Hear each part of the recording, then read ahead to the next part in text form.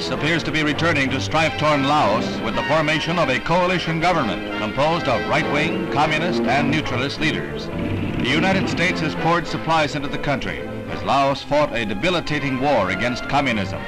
The groundwork for the agreement was set last June in Vienna when President Kennedy met with Chairman Khrushchev. At that time, they both pledged to work towards a solution.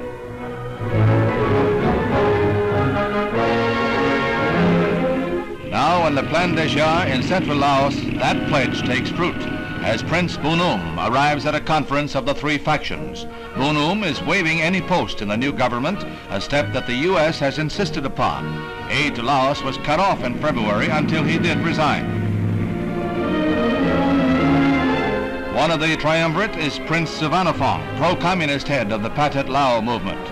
He will be joined in the new government by General Phumi Nosavan, right-wing military chief. The left-wing and right-wing leaders will rule with Prince Suvarnabhumi, a neutralist, and an 18-man cabinet composed of all three political shades. The agreement they reach in the dilapidated Army Officers Club will be ratified in Geneva, and within 75 days all foreign troops are to be withdrawn.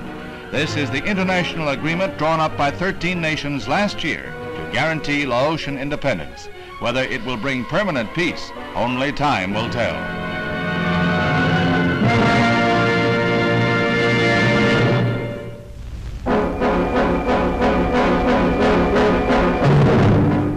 The spoon proves mightier than the bars at supposedly escape-proof Alcatraz Prison.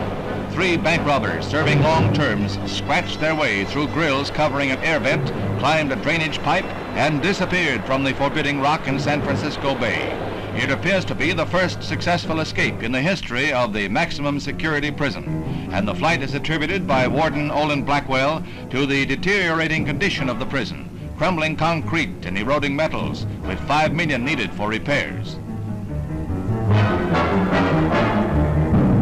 The men the walls couldn't hold are Frank Morris and John and Clarence Anglin. Authorities believe that Morris, who has a superior IQ, masterminded the escape. Ironically, the wanted posters offer only the nominal reward of $50 each for information leading to the arrest of the prisoners. They painstakingly fashioned dummies of plaster with hair of paintbrush bristles to stand in for them during cell check, while they covered an escape hole with a cardboard grill. All of this was within easy visual range of the guards in the gun galleries. They climbed drain pipes to the top of the cell block and then slid down vents to the ground. Again, all of this within sight of guards. The escape triggered the greatest manhunt in San Francisco's history, as agents of the FBI, Coast Guardsmen, Highway Patrol, sheriff's deputies, and local police join in the search. Whatever their fate, the 3 convicts have apparently accomplished a feat that many have tried with no success.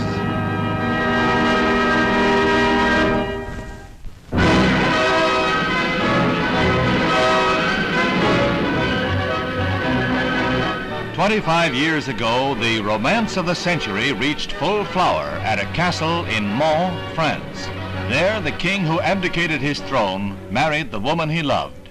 The Duke of Windsor and Mrs. Wallis Warfield Simpson, the king and the commoner, became man and wife. The Duke had succeeded his father, King George, on the throne of England until, in a speech beginning with the famous words, 'At long last,' he gave up his throne rather than give up marriage to Mrs. Simpson.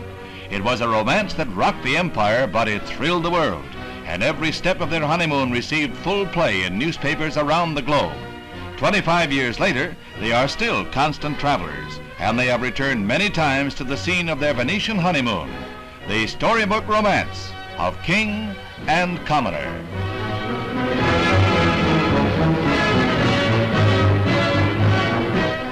Despite repeal of prohibition, the Women's Christian Temperance Union was still going strong. In National Convention in Washington, they girded to do further battle with the demon rum. They were a vocal minority. I solemnly promise, God helping me, to abstain from the use of all distilled, fermented, and malt liquors, and that means wine and beer. I don't drink, and I will do all I can to keep you from drinking. I think prohibition will come back. Amen. Amen. Amen. Sam Snead had just come out of the West Virginia hills, and 25 years ago he was playing in the U.S. Open Championship for the first time at the Oakland Hills Country Club near Detroit. Sam was burning up the course.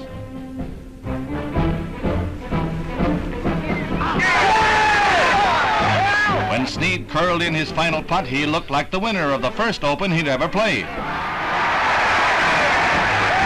But behind Snead came a golfer who had become so discouraged at times that he had almost quit the game. At last, Dame Fortune smiled on Ralph Guldahl. With a closing round that stunned Snead and the gallery, he set a new tournament record of 281 and topped the title. It was the first of many crushing disappointments for Snead in the Open Championship, as Guldahl winds up with a pot of gold and a happy better half.